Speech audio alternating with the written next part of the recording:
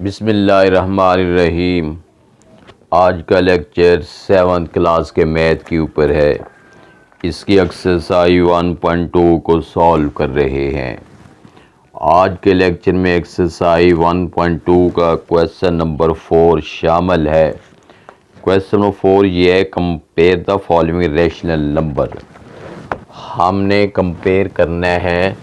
ये एक्सरसाइज 1.2 है, question number 4 है। कंपैरिजन है रैशनल नंबर का। उसका मतलब ये है कि एक वैल्यू जो है ये 2/7 है और एक वैल्यू 2/5 है। जस्ट बेटे हमने इतना बताना है कि इनमें से कौन सी वैल्यू बड़ी है और कौन सी वैल्यू छोटी है। फ्रैक्शन वाली वैल्यू का कंपेयर करना इंटीजर से स्लाइटली टफ होता है। अगर दोनों वैल्यू के डिनोमिनेटर सेम होते हैं, यानी नीचे वाली वैल्यू सेम होती है, तो उसको कंपेयर करना बहुत आसान है। हम आसानी से ये बात बता सकते हैं कि ये वाली वैल्यू बड़ी है और ये वाली वैल्यू छोटी है। लेकिन अगर उनके डिनोमिनेटर डिफरेंट होते हैं, चेंज होते हैं, तो उसका बारे में ये असेस करना कि कौन सी वैल्यू बड़ी है और कौन सी छोटी है स्लाइटली टफ है, कदरे टफ है। कैसे हम असेस कर पाएंगे? इसका डिनोमिनेटर 7 है और इसका 5 है।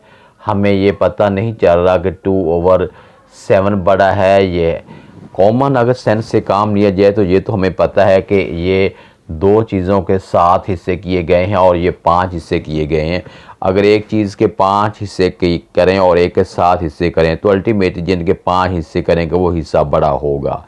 लेकिन मैथ में इसका एक स्पेशल रूल भी है। रूल ये है कि आप रफली साइड पे आप ये देख लें कि इनमें से दोनों वैल्यू का एलसीएम ले लें। यानी 7 और 5 का एलसीएम जो है ये 35 निकलता है। अब हमने करना क्या होता है असेस करने के लिए, ये 2/7 है और ये 2/5 है। दोनों वैल्यू को आप इनके एलसीएम यानी 35 से मल्टीप्लाई कर दें। उधर भी 35 से मल्टीप्लाई करना है, इधर भी करना है। 7 1 are 7, 7 5 are 35, 5 2 are 10 है और ये 5 1 are 5, 5 7 are 30, 7 2 are 14 है। अब बेटा एक 10 बन गया है और एक 14 बन गया। अब यहाँ से तो बहुत आसान हो गया ना असेस करना कौन सी वैल्यू बड़ी है। अल्टीमेटली ये वाली वैल्यू स्मॉलर है, ये बिगर है। इसकी जो ओरिजिनल वैल्यू है आपने वही राइट करनी है। 2/7 है और ये 2/5 है। यहाँ आपने स्मॉलर और बिगर का साइन डालना है।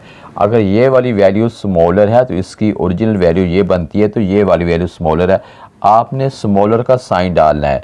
अब हम इसको अच्छी तरह कंपेयर कर लिया कि ये वाली रैशनल नंबर जो है इस रैशनल नंबर से स्मॉलर है। ये क्वेश्चन नंबर 4 का फर्स्ट पार्ट सॉल्व किया है और इसी तरह ये क्वेश्चन नंबर 4 का सेकंड पार्ट है। 5/9 है और दूसरी वैल्यू जो है -3/5 है। इसको बेटा भी असेस उसी तरह करते हैं कि 5 9 are 45 है, यानी दोनों को 45 से मल्टीप्लाई कर देते हैं। 5/9 है और इधर जो है 45 है मल्टीप्लाई -3/5 है।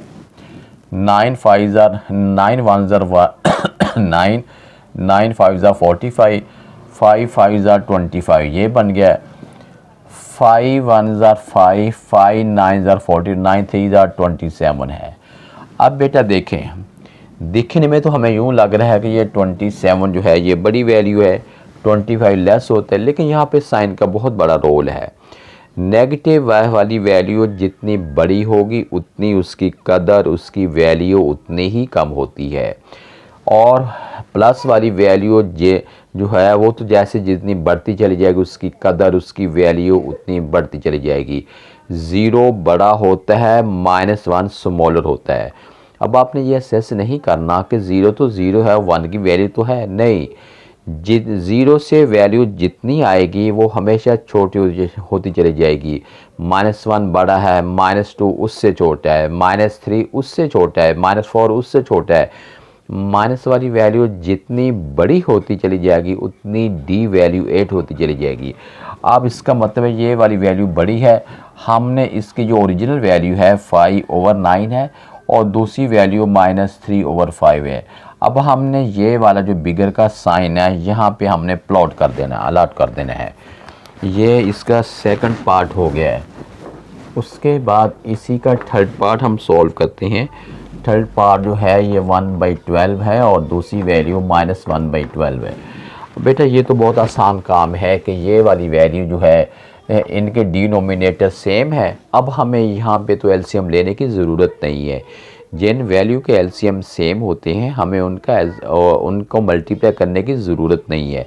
यहाँ तो असेस हो जाएगा कि ये वाली वैल्यू जो है +1 है, ये -1 है। +1 जो है अल्टीमेटली बड़ा होता है -1 से, ये भी सॉल्व हो गया है। उसके बाद इसका फोर्थ पार्ट पे जाते हैं। फोर्थ इसका पार्ट है -2/7 है और दूसरी वैल्यू जो है -3/11 है। अब ये दोनों माइनस वाली वैल्यू है। अब जब हम इसके एलसीएम से मल्टीप्लाई करते हैं उसके बाद अब हमने असेस ये करना है कि माइनस वाली वैल्यू जो छोटी निकलेगी हकीकत में वो वैल्यू बड़ी होगी। अब 11 और 7 का एलसीएम 77 है। दोनों साइड पे आपने 77 से मल्टीप्लाई करना, इधर भी कर दिया और इधर भी 77 से मल्टीप्लाई करना है।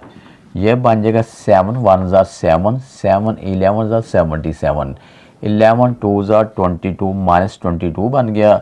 7 1 ज़ा 7 और 11 1 ज़ा 11, 11 7 ज़ा 71, 77, 7 3 ज़ा 21 है। अब बेटा देखें ये -22 है, ये -21 है। इसका मतलब है कि माइनस वाली वैल्यू जितनी बड़ी होती है उतनी कम होती है। ये वाली वैल्यू स्मॉलर है। इसकी जो ओरिजिनल वैल्यू है हम लिखेंगे -2/7 है और -3/11 है। तो ये वाली वैल्यू स्मॉलर, हमने ये स्मॉलर का साइन लगाएंगे ऐसे। अभी हमने क्वेश्चन नंबर 4 के 3 पार्ट को सॉल्व कर लिया है, बल्कि 4 पार्ट को सॉल्व कर लिया है और इसी तरह जो बाकी इसके पार्ट हैं वो भी उसी तरह के। चलो एक और पार्ट यहाँ पे सॉल्व करते हैं। ये इसका 5th पार्ट है। फिफ्थ पार्ट इसका है -5/11 है और -7 ओवर जो है ये 9 है। अब दोनों वैल्यू को इनके एलसीएम 99, 11 9 ज़ा 99 है। दोनों साइड पे हम 99 से मल्टीप्लाई कर देते हैं। ये हो गया, इधर भी 99 मल्टीप्लाई -7/9 है। 11 1 ज़ा 11, 11 9 ज़ा 99, 9 4 ज़ा 45 है और 9 1 ज़ा 9, 9 11 ज़ा ये 77 है। दोनों साइड पे माइनस है। क्योंकि अब ये वाली वैल्यू माइनस वाली वैल्यू स्मॉलर है, हकीकत में ये वाली वैल्यू बड़ी है।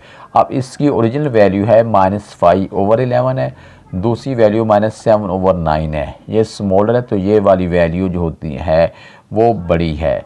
तो अभी हमने क्वेश्चन नंबर 4 के 5th पार्ट को भी सॉल्व कर लिया है।